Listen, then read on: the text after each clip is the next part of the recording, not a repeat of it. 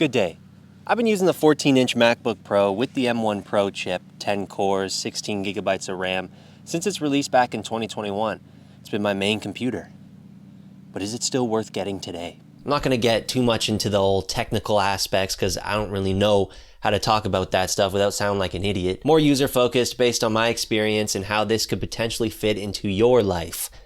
Let's start off with still looks like a MacBook. Still very thin, very portable. I definitely take care of my stuff, but I'm not overly cautious, like making sure it's in a case or whatever. This thing's never in a case, and I still don't see any visible scratches or dents. It's got all the ports I need, 3 USB-Cs, MagSafe charging, headphone jack, an HDMI, and an SD card, which is lovely to have. Moving on, the backlit keyboard works great. I love not having the touch bar. I just like the normal buttons. And the buttons on this thing have nice travel, for me at least, and they're tactile enough. When I hook it up to my desk setup, I have an extra touchpad and keyboard, but when I'm just using the laptop itself, I have no issues with the keyboard touchpad combo.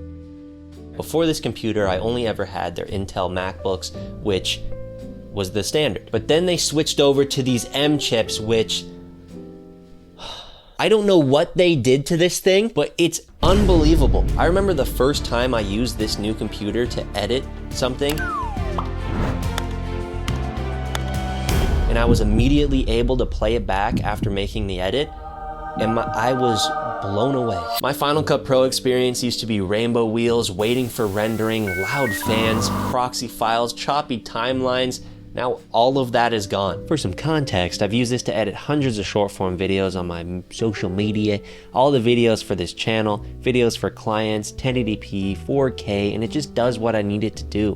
Very responsive. It also never seems to run too hot, even if you don't have proper ventilation, like a thick blanket underneath because you're doing it in bed. Ooh. Doing editing in bed, and the fan never seems to turn on. And that in itself just brings a whole new level of peace. And there are times where it does need to sit and render for a bit depending on what you're doing, but it's such a smoother and faster experience. And video editing is a pretty intensive task, so you can imagine how simpler tasks like browsing the web, sleeping on Teams, watching videos, playing Minecraft. In my whole time using this thing, I've never once thought to myself, man, I wish this was a smoother experience. If you're launching rockets or making video games and stuff, definitely look into whether it's powerful enough. But if you're just an average person like me, just doing a bit of creative stuff, it's been great.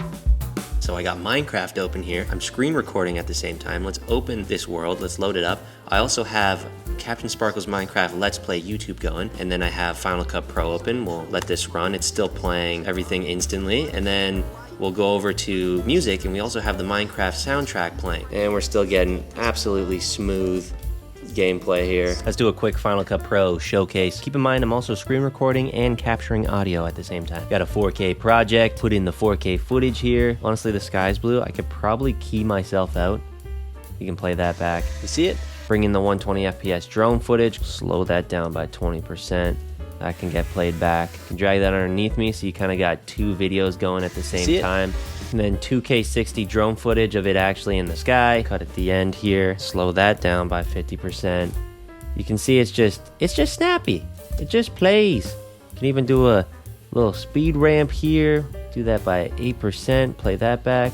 Get an adjustment layer on there, and then we'll do some keyframing or something. I don't know what I'm doing. This is a fire drone edit. Really basic stuff, but this is the meat and potatoes of editing for me. Snapped a couple photos on a walk. Let's get these imported to Photoshop and do a quick little photo editing demo to see the speed of that. These are full resolution raw photos, so pretty big files. Open them up.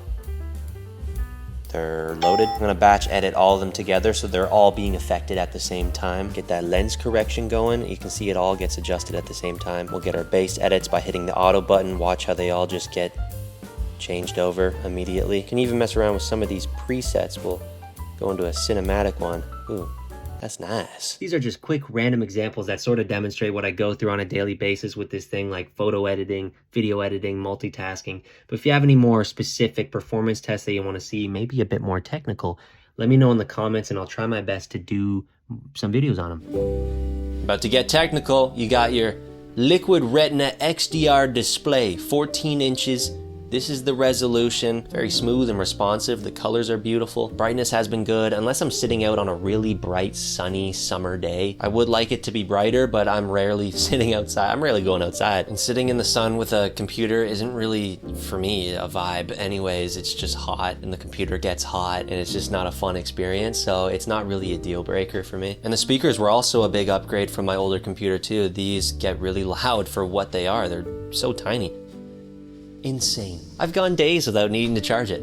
And I could never do that before. Most of the time I do have it plugged in overnight, but if I'm going on a weekend trip and forget to pack the charger, I wouldn't even be that stressed about it. I know I'll be able to make it last a few days unless I'm constantly using it for video editing, but even then I can go a couple hours using Final Cut Pro while it's unplugged. This gives me a surprising amount of freedom. If I'm sick of editing in my room, I unplug it and go upstairs, or chill on the couch, or outside. Under some shade, of course. For me, this is a huge pro. A laptop is supposed to be portable, and having such a good battery life allows you to reap the benefits of being able to take it anywhere. Because what's good about a laptop needing to be plugged in all the time? The Apple ecosystem. If you're in it, you're gonna continue to benefit from it. I do a lot of filming on my iPhone, and AirDrop comes in clutch. When you just wanna edit it quickly, you finish recording, you go over to it, you AirDrop, and then within 2 seconds, it's on your computer, ready to be edited. I use it a lot. Small things like copying text from one device to another. You open up a website on your phone, but you want to view it on your computer. You just AirDrop it and boom, now the website's on your computer. The whole iCloud thing, so you got note syncing, reminders, photos if you set that up. Take calls on your computer, FaceTime, track it with Find My. And the keychain password thing has also been a blessing when using Safari and logging into stuff and you're like, what's my password? Wow, I've said nothing negative, it feels like. And that's just the truth, man. That's just the truth. I'm being completely 100% transparent, genuine with you. My experience with this thing has been extremely good. And because it's dropping in price with all the new models being released, there's no better time to pick one up. Maybe put some of that savings towards getting more internal storage, which comes in clutch. Hope this helped you in any way when looking for a new MacBook. Thank you so much for watching, and I will see you in the next video. Subscribe for more. Appreciate you. Farewell.